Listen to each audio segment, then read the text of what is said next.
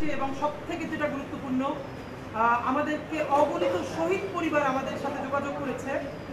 তারা মনে করছেন যে তাদের হয়ে কিছু বলবার আমাদের আছে এবং তাদের কথাগুলো আমাদের মধ্য দিয়ে আমাদের জবানে তারা প্রধান উপদেষ্টার কাছে পৌঁছতে চান। এর কারণ এই ইন্টারিমের একমাত্র ডক্টর ইউনূস ছাড়া অন্য কোনো উপদেষ্টাকে বর্তমান শহীদ পরিবার বা আপামর জনতা আর বাংলাদেশের বলে বিশ্বাস করতে পারেন না। এটা হলো বাংলাদেশের সবথেকে বড় সংকট।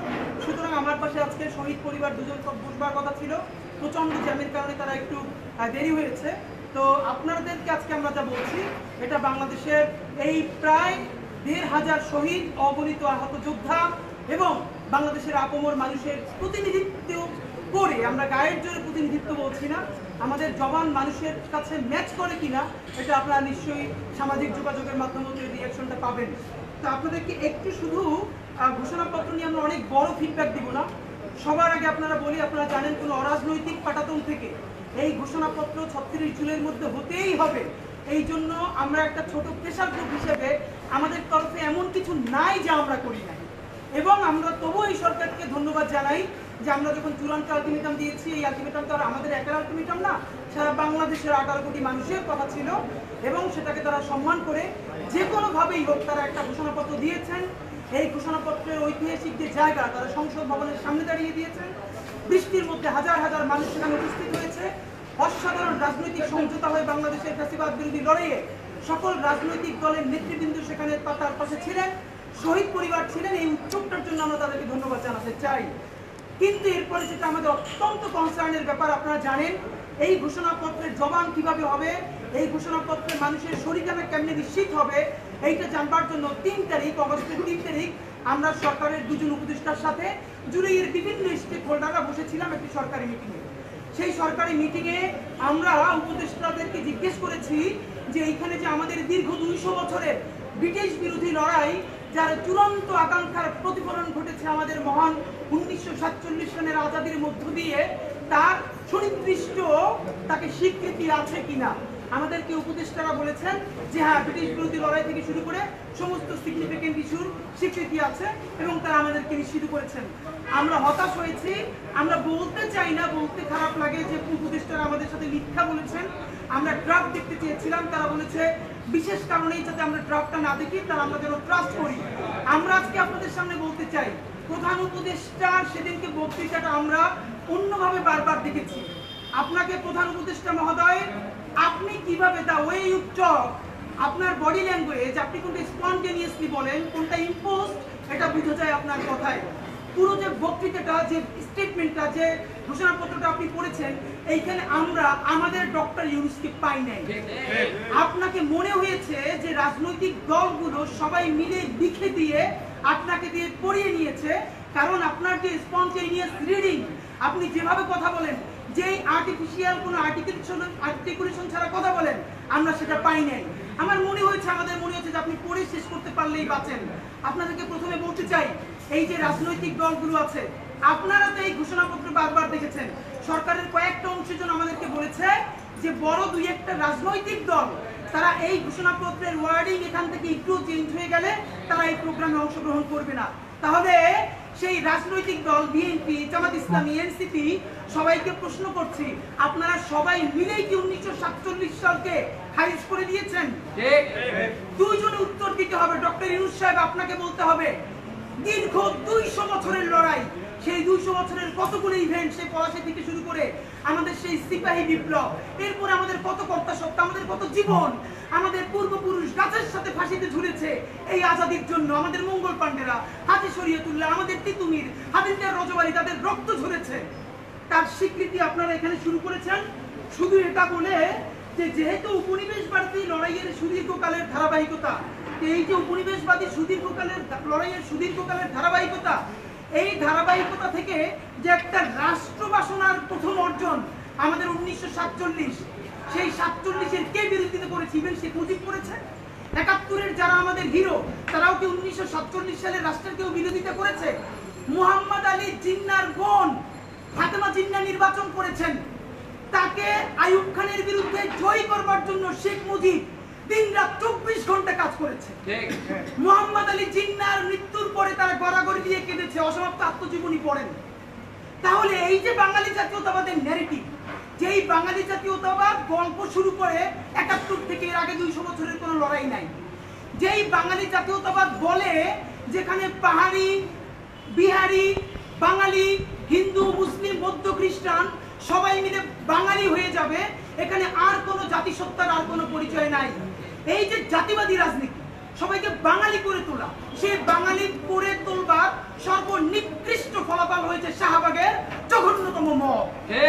সেই শাহবাগের জঘন্যতম মব দিয়ে এই বাঙালি জাতীয়তাবাদের নামে আমাদের দেশে বিচারিক হত্যাকাণ্ডকে সব থেকে বড় লেজিটিমেসি দেওয়া হয়েছে।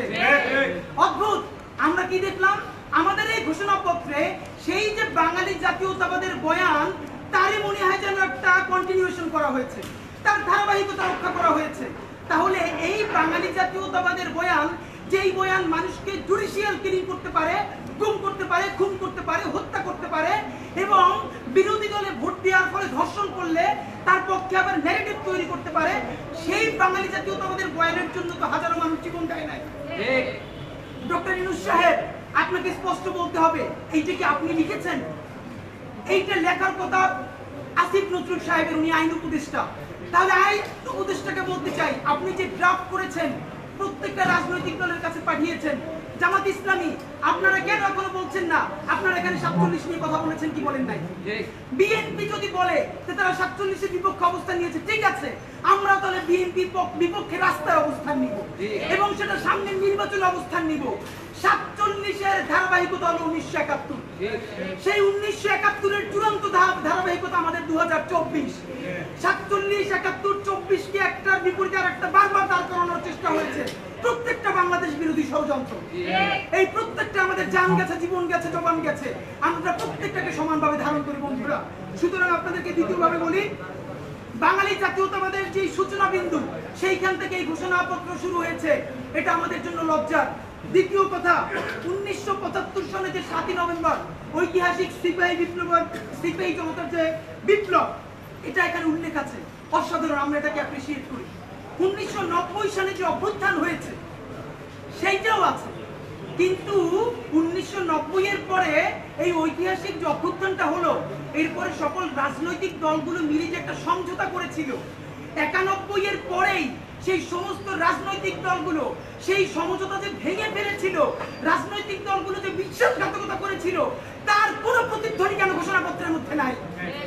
আমাদেরকে বলেন, আমরা এই জুলাই আমাদেরকে রাজনৈতিক দল অসাধারণ স্টেক, বিরাট শরিকেরা, কিন্তু রাজনৈতিক দল যদি এই অভ্যুত্থান একা করতে পারতো, তাহলে জামাতে ইসলামীর 6 জন প্রধান নেতৃবৃন্দকে ফাঁসি দেওয়া যাইত না, ওই সময় তারা ফালাই দিতে পারতো হাসিনাকে। বেগম জিয়াকে জেলে যাওয়া লাগতো না, হাত বাঁকা হয়ে ফেলা লাগতো না, তখনই বিএনপি ফালাই দিতে পারতো। এর মানে সকল রাজনৈতিক দল এবং রাজনৈতিক শক্তি সবাই মিলেই তো এটা করেছে। আমরা এখানে দেখলাম কি, যেইখানে রাজনৈতিক দলের ইনভলভমেন্ট আছে, কোথায় 1975 এর 7ই নভেম্বর, 1990 সেই জিনিসগুলোকে এখানে অ্যাড্রেস করা হলো, কিন্তু যেই ঐতিহাসিক পর্বগুলোতে রাজনৈতিক দলের সংশ্লিষ্টতা নাই, অরাজনৈতিক মানুষেরা সব থেকে বড় রাজনৈতিক কাজ করেছে, তার একটাকেও অ্যাড্রেস করা হয় নাই। প্রমাণ, পিলখানা হত্যাকাণ্ড হলো এমন হত্যাকাণ্ড যেটা স্বাধীন বাংলাদেশের মধ্যে বসে, তার বুকের উপরে বসে দেশপ্রেমিক সেনাবাহিনীকে ভারতীয় আধিপত্যবাদ সমস্ত শক্তি ব্যবহার করে আমাদের ভাইদেরকে, বোনদেরকে তাদের চোখের সামনে মুহুর্মুহু হত্যা করে তাদের লাশগুলো ভাসিয়ে দিয়েছে। আমরা চারপাশে তাকিয়ে রয়েছি। এইরকম আমাদের সামরিক বাহিনীর উপরে হত্যাকাণ্ড আপনারা পারলে বলেন তো, 1971-এ পাকিস্তানও কোন ক্যান্টনমেন্টে এইরকম আক্রমণ চালাই আমাদের সামরিক বাহিনীর দেশপ্রেমিক অফিসারদেরকে মারতে পারছে কিনা আপনারা বলেন?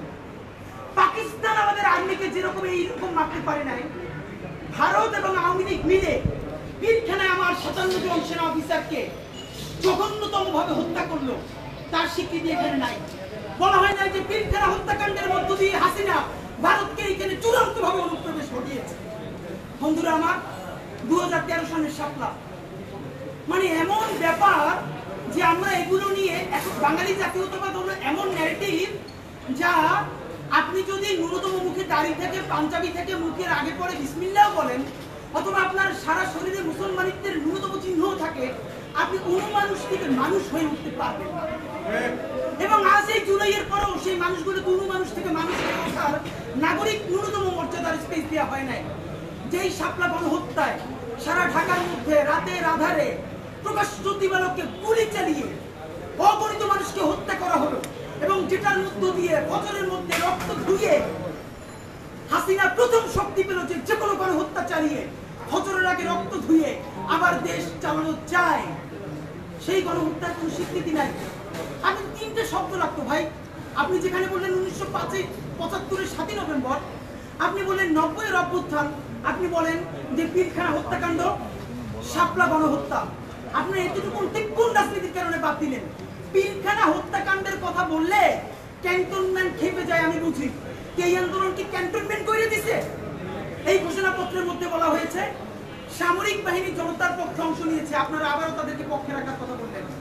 বরং বলা দরকার ছিল 5ই আগস্ট যখন ছাত্র জনতা বঙ্গপালের মতো গণভবনের দিকে জীবনের ঝুঁকি নিয়ে সবাই ছুটে এসেছিল, সামরিক বাহিনী দেশের শৃঙ্খলার স্বার্থে তাদের সামনে থেকে প্রতিবন্ধকতা সরিয়ে নিতে বাধ্য হয়। সামরিক বাহিনী নিজের অক্ষুণ্ণতা বজায় রাখার জন্য দেশপ্রেমিক জনতার সাথে মিলে যেতে বাধ্য হয়েছিল। নইলে এত একজন তার আগে গিয়ে এত যান কিভাবে যায়? অথচ আপনি থেকে স্টেক বানিয়ে দিলেন। তাহলে পিলখানার কথা বললে আর্মি খেপে যাবে, আপনি কি এই জন্য পিলখানার কথা বললেন না? শাপলার কথা বললে কেউ কেউ কোনো বুদ্ধিজীবী এখন এই অভ্যুত্থানকে রাইট উইং অভ্যুত্থান বলেন। কিরে ভাই, এই উপদেষ্টাদের মধ্যে একমাত্র ধর্ম উপদেষ্টা ছাড়া আর কে রাইট উইং এর? এখানে জাসদের আছে, কে নাই আমাকে বলেন। তাহলে কি রেজওয়ান হাসান আপা, শারমিনা মুর্শিদ ওনাদেরকে এখন বোরকা পরিয়ে দিয়ে রাইট উইং বানাই করতে হবে? তাহলে তো উচিত তাদেরকে বোরকা সাপ্লাই দেওয়া। এইখানেও রাইট উইং বানাইতে পারতেছে, অথচ এরকম ইনক্লুসিভ গভর্নমেন্ট কবে হয়েছিল? তা আপনাদেরকে বলতে চাই যে এই শাপলার এই যে যাত্রাবাড়ি থেকে শুরু করে আলেমরা সারা দেশে, আপনারা মিডিয়ার ভাইয়ের একটা ভিডিও কালকে দেখেছেন, আমরা এর আগে কেউ দেখি নাই। এই এতদিন পর ভিডিওটা সামনে এসেছে, যাত্রাবাড়িতে একটা ছোট স্কুলের মেয়ে পুলিশের তুমুল গোলাগুলির মধ্যে কিভাবে বুক চিতিয়ে দাঁড়িয়ে আছে। ভাই আপনি ভাবেন, এই বাচ্চাটা আপনার মেয়ে, আপনার বোন, আপনার ভাতিজি, আপনার ভাগ্নি। আমরা এখনো ডিটেক্ট করতে পারিনি এই বাচ্চাটা বেঁচে আছে কিনা। পরে আমরা নিউজে দেখলাম এরকমই একটা বাচ্চার মতো দেহ পুলিশের গাড়ির মধ্যে নিথর হয়ে পড়ে আছে। এই বাচ্চাটা কিনা জানি না। যে যাত্রাবাড়ি স্টালিনগ্রাদ হয়ে উঠলো আলেমদের কাছে, সেই শাপলাকে আপনি বাদ দিয়ে আপনি কোন ফ্যাসিবাদ আবার আনতে চান? আপনাদের এত হীনমন্যতা কিসের? শাপলাই হীনমন্যতা, পিলখানা হীনমন্যতা। তাহলে তাদের রক্তের বিনিময়ে যে সরকারে আছেন সেখানে থাকতে আপনাদের লজ্জা হয় না? আপনাদেরকে সর্বশেষ আপনারা বলতে চাই, এই যে হাসিনার পালাইতে বাধ্য হয়েছে যেই জেনজিদের কারণে, সেই জেনজিরা কিন্তু রাজনীতি সচেতন হয়েছে ঐতিহাসিক একটা ইভেন্টের মধ্য দিয়ে। এইটার কথা কেউ বলে না। যেই জেনজিরা স্ল্যাং নিয়ে রাস্তায় নেমে গণহত্যাকারীকে পালাতে বাধ্য করেছে, রাজনৈতিক দল তাদেরকে ইমাম মেনে পিছনে মুক্তাদি হিসেবে দাঁড়িয়েছে, সেই জেনজিরা প্রথম রাষ্ট্রের মালিকানা গ্রহণ করে নিরাপদ সড়ক আন্দোলনের মাধ্যমে। সেই নিরাপদ সড়ক আন্দোলনে প্রাইভেট বিশ্ববিদ্যালয়, পাবলিক বিশ্ববিদ্যালয়, 6, 7, 8, 9 এর বাচ্চারা, তাদের বাবারা মায়েরা খাবার নিয়ে রাজপথে নেমেছিল। ওই সময় রাজনৈতিক দলগুলো তাদের সাথে শতভাগ নামতে পারলে আওয়ামী লীগ ওই দিনে পড়ে যেত। আমাদের নিরাপদ সড়ক আন্দোলনে আমাদের বাচ্চাগুলো কিভাবে রক্তাক্ত হয়েছে, কিন্তু এই রক্তাক্ত হওয়ার মধ্য দিয়ে তারা প্রথম এই এস্টাবলিশমেন্টকে, ফ্যাসিবাদকে গালি দেওয়া শিখেছে। তারই চূড়ান্ত পরিণতিতে মাত্র 5 বছরের মধ্যে আমরা হাসিনাকে পালাতে বাধ্য করতে পেরেছি। আপনারা নিরাপদ সড়ক আন্দোলনের কথাটাও বললেন না। সুতরাং প্রধান উপদেষ্টা মহোদয়, আপনাকে বিনীত অনুরোধ করি, এটা কোরআন না বা বাইবেল না যে কোনোভাবে সংস্কার করা যাবে না। প্লিজ এই ঘোষণাপত্রকে আমি অ্যাপ্রিসিয়েট করি। মন্দের ভালো তো ভালো, কিছু তো হলো, কিন্তু এখানে অবশ্যই 1947-এর স্বীকৃতি এবং 1975-এর 7 নভেম্বর, 1990-এর অভ্যুত্থানের ঠিক সাথেই আমাদের পিলখানা, আমাদের শাপলা এবং নিরাপদ সড়ক আন্দোলনের ঐতিহাসিক ঘটনাকে অ্যাকনলেজ আপনাকে করতেই পারতে হবে। বন্ধুরা আমার, আর একটা ওয়ার্ডিং নিয়ে কথা বলবো। এই ঘোষণাপত্রের মধ্যে বলেছে হাসিনা পালিয়ে যেতে বাধ্য হয় না।